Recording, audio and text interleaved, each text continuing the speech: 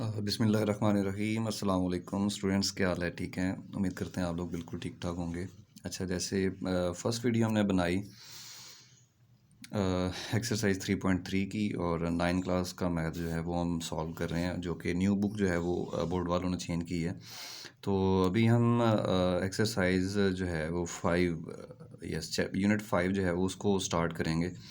और यूनिट 5 आपको नज़र आ रहा होगा। यूनिट 5 का नाम जो है ये लीनियर इक्वेशन एंड इनइक्वालिटीज़। ये 9 क्लास का मैथ है जी, साइंस ग्रुप का। तो इसमें जो यूनिट 5 है उसमें लिखा हुआ है लीनियर इक्वेशन एंड इनइक्वालिटीज़। अच्छा, बात ये है कि लीनियर इक्वेशन किसे कहते हैं। ये 2 मार्क्स की डेफिनेशन आती होती है एग्ज़ाम के अंदर। तो लीनियर इक्वेशन जो है, जैसे बुक के ऊपर लिखा हुआ है, अब ये मैंने हाईलाइट किया यहाँ पे, यानी an equation of the form ax plus b is equal to 0 where a and b are constants or a is not is equal to 0 and x is a variable is called a linear equation in one variable। ठीक है, यहाँ तक ये इसकी definition जो है वो बनती है।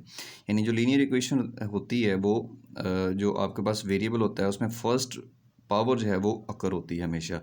इन linear equation the highest power of the variable is always 1। ठीक है, ये आपने कंडीशन जो है इसकी लाजमी याद रखनी है। यानी इसमें जो वेरिएबल होता है उसमें एक्स की पावर क्या होती है, 1 होती है।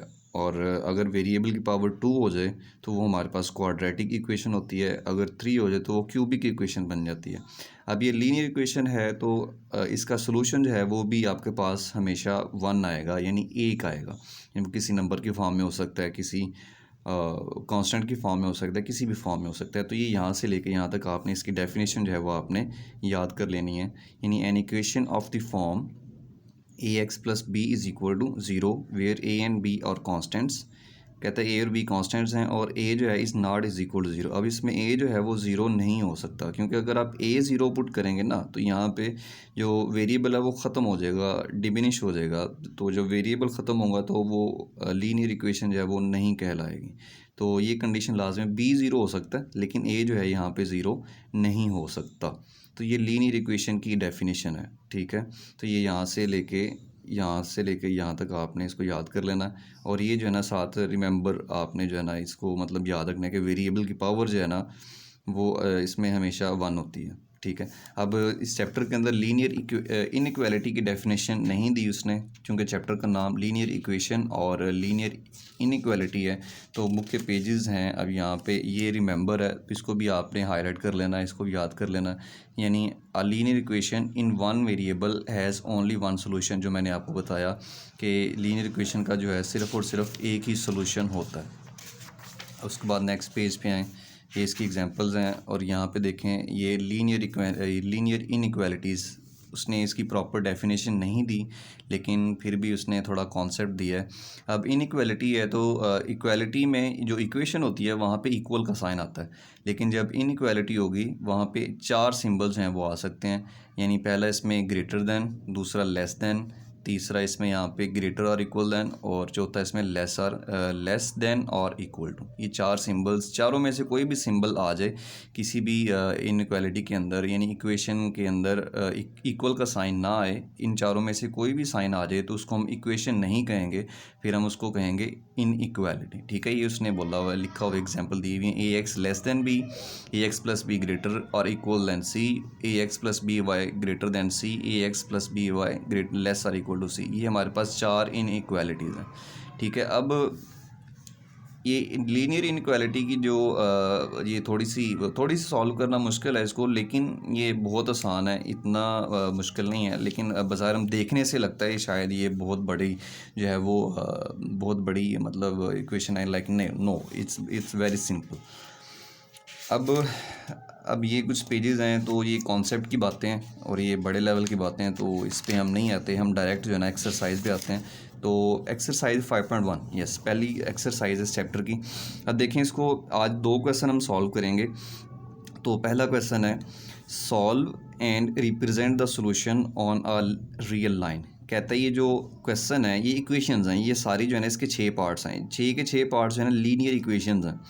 तो लीनियर इक्वेशन में देखें जैसा कि हमने डेफिनेशन में पढ़ा, इसमें जो एक्स होता है, जो वेरिएबल होता है, उसमें हमेशा एक्स की पावर 1 होती है। अब देखें यहाँ पे जो एक्स है इसकी पावर, ये पावर हमेशा ऊपर होती है ना, यहाँ जहाँ पे पावर कुछ भी नहीं होती, उसका मतलब 1 है, ठीक है। इसकी पावर 1 है, यहाँ पे भी देखें पावर 1 है, इधर भी पावर 1 है, यहाँ पे भी 1 है, इधर भी 1 है और यहाँ पे भी 1 है, ठीक है। यानी एक्स की वैल्यू, वेरिएबल की पावर जो है वो 1 होती है, ठीक है।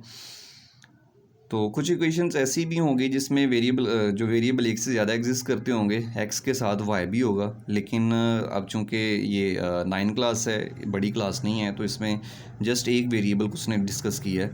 तो आप जस्ट इतना याद रख लें, जिसमें वेरिएबल की पावर 1 होगी ना, तो आपके पास लीनियर इक्वेशन होगी।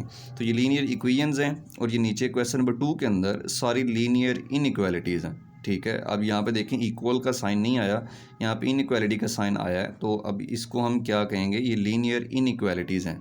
ये भी लीनियर इनइक्वालिटीज़ हैं। क्यों लीनियर हैं? क्योंकि एक्स की पावर यहाँ पे 1 है, तो ये लीनियर इनइक्वालिटीज़ हैं। अब कहता है कि दोनों क्वेश्चन के अंदर इनइक्वालिटीज़ को या इक्वेशन को सॉल्व करें और रियल लाइन के ऊपर जो सोल्यूशन आता है उसको ड्रॉ करें, ठीक है। तो बहुत सिंपल और आसान से क्वेश्चन है, ये एग्ज़ाम के अंदर आते होते हैं। तो क्वेश्चन को सॉल्व करते हैं। तो क्वेश्चन नंबर 5.1 एक्सरसाइज, इसका जो पहला क्वेश्चन है, देखें वो किस तरह से हम सॉल्व करेंगे। अच्छा, अब ये क्वेश्चन है, अब देखें यहाँ पे ये 5.1, ये कहता है, ये पहला क्वेश्चन है, कह रहा है कि 12x + 30 is equal to -6। Question की स्टेटमेंट में बोला उसने solve and represent the solution on a real line. तो सॉल्व से क्या मुराद है? सॉल्व से ये मुराद है कि यहाँ पे जो भी अननोन है, जो वेरिएबल है, अननोन की वैल्यू निकालना। अब इसकी अननोन की वैल्यू हम कैसे निकालेंगे, देखें। अब यहाँ पे जो है इसको सोल्यूशन हम लिखेंगे, सोल्यूशन जी, सोल्यूशन इसका कैसे होगा। अब यहाँ पे आपने x निकालना है, तो 12x उसके बाद प्लस 30 इज इक्वल टू -6 है। तो -6 है। अब यहाँ पे देखेंगे तो इसको सॉल्व करेंगे हम। ये 12x है और ये प्लस 30 है ना, इसका साइन कौन सा है? प्लस वाला साइन। हमेशा याद रखिएगा नंबर के लेफ़्ट साइड पे होता है। ये नंबर के 2 साइड हैं, ये राइट साइड है और ये लेफ़्ट साइड है। तो लेफ़्ट साइड पे साइन प्लस है, तो इसको उठा के हम इक्वल के दूसरी साइड पे ले जाएंगे, क्योंकि हमने अननोन निकालना है। तो क्या होगा, -6 और साथ यहाँ पे -30 हो जाएगा। ये प्लस था, उधर जाके क्या हो गया, माइनस हो गया। तो 12x इज इक्वल टू -6 और -30। अब देखें ये अलजेब्राइक चीज़ें, अलजेब्राइक टर्म्स हैं। अब दोनों के साइन माइनस हैं, तो हमने ऐड करना है दोनों को। जब दोनों के बेटा साइन माइनस हो ना, तो प्लस करते हैं और साइन किसका लगाते हैं, माइनस का।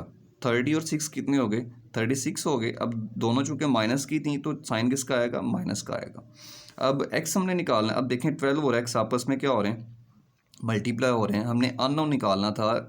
जब भी क्वेश्चन में कहेगा solve the linear equation, solve the inequality, मतलब आपने उसमें अननोन निकालना है, उसमें x निकालना है। तो x को सेपरेट कर लें आप। x किसके बराबर आ जाएगा, -36। x मल्टीप्लाई 12 मल्टीप्लाई हो रहा था, इधर आके डिवाइड हो जाएगा, तो x किसके बराबर आ गया। अब 12 जो कटिंग होगी, 12 1 ज़ा 12 और 12 2 ज़ा 24, 12 3 ज़ा 36,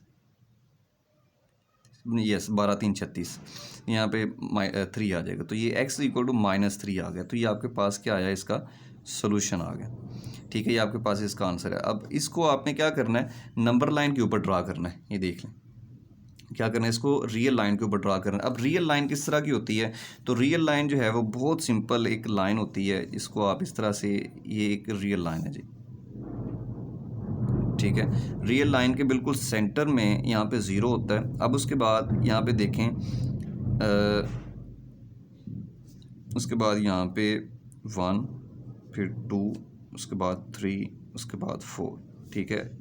राइट साइड पे पॉजिटिव नंबर और लेफ़्ट साइड पे नेगेटिव नंबर आएंगे, ठीक है। लेफ़्ट साइड पे नेगेटिव नंबर आएंगे। तो कैसे होंगे ये, यहाँ पे उसके बाद -1, फिर -2 और फिर -3 और फिर -4, यानी इस नंबर जो है ना इस तरह चलते जाएंगे। अब जितनी आपको ज़रूरत होगी उसके मुताबिक आप लोग नंबर बढ़ा देंगे।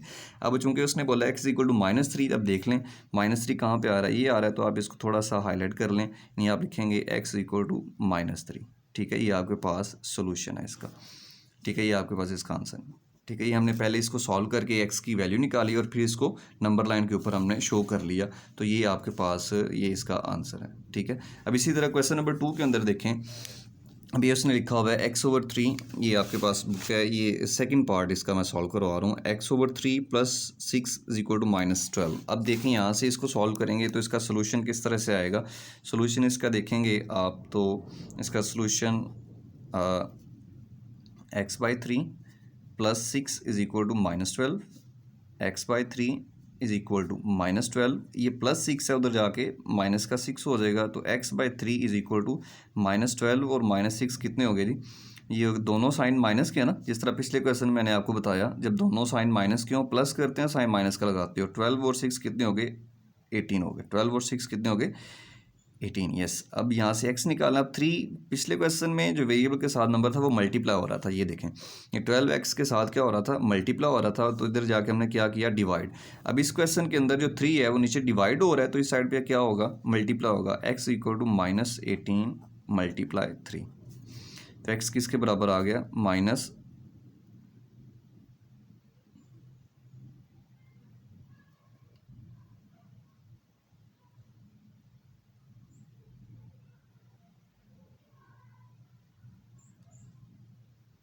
इसको मल्टीप्लाई करेंगे तो आपके पास यस यहाँ पे मल्टीप्लिकेशन हो जाएगी 18 मल्टीप्लाई 3, तो 8 3 24, 8 3 24, इसके 2 कैरी आएंगे, 2 कैरी, 3 1 3 1 3 3 और 2 5, ठीक है। ये माइनस का क्या आएगा, 54, ये आपके पास इसका आंसर है, ठीक है।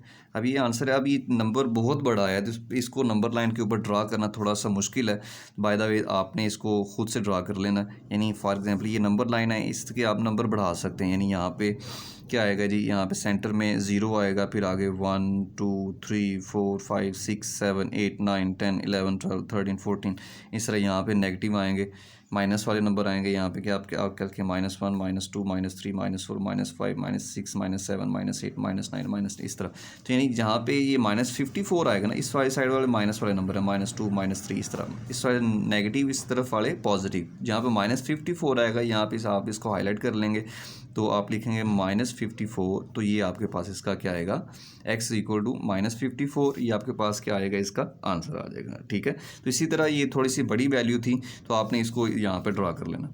तो बेसिकली जो मेन चीज़ है वो x की वैल्यू निकालनी है और लास्ट पे इसको नंबर लाइन के ऊपर शो करें। तो नंबर लाइन के बारे में आपको आइडिया होना चाहिए, सेंटर में 0 होता है, इसके राइट साइड पे पॉजिटिव नंबर आते हैं और लेफ्ट साइड पे नेगेटिव नंबर आते हैं, यानी यहाँ पे +1 +2 +3 +4 +1, इस तरह। अब उसके बाद क्वेश्चन नंबर 5, इसको हम सॉल्व करेंगे जी। ये किस तरह से होगा, अब ये जो ओल्ड बुक थी अब उन्होंने थोड़ा सा चेंज किया है। ओल्ड बुक में चैप्टर 7 था हमारे पास, तो उसमें उसने नहीं था बोला कि इसको आप नंबर लाइन के ऊपर ड्रा करें, लेकिन इस क्वेश्चन के ऊपर इस क्वेश्चन में उसने बोला है, साथ ये भी बोला है कि solution on a real line के ऊपर भी ड्रा करो।